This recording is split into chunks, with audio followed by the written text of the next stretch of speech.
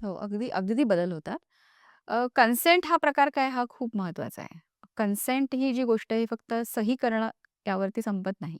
तर ही informed consent असते. Informed consent म्हणजे पेशंटला सगळ्या सगळ्या गोष्टींची माहिती पूर्णपणे देणं हे डॉक्टरचं कर्तव्य आहे. हे आमचं काम आहे.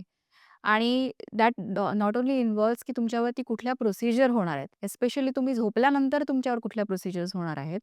त्यात काही मॉडिफिकेशन्स होऊ शकतात का? आणि त्या प्रोसिजर रिलेटेड काही कॉम्प्लिकेशन्स असतात का? किंवा काही काळजी घेण्याची गरज आहे का? तर या सगळ्या गोष्टी कन्सेंटमध्ये येतात. आणि ही मॉडिफाय होते. ही जशी सर्जरीला वेगवेगळ्या सर्जरीला वेगवेगळी कन्सेंट असते, तसं वेगवेगळ्या अनेस्थेशियालाही वेगवेगळी कन्सेंट असते. It's not a blanket consent which we take regularly. So for example तुला मी स्पायनल अनेस्थेशिया देण्यासाठी कुठल्या पेशंटला मी सांगितलं. तर स्पायनल अनेस्थेशियाशी रिलेटेड रिस्क काय आहेत? किंवा side effects I would not say complication जसं हेडेक होणं, डोकं दुखणं.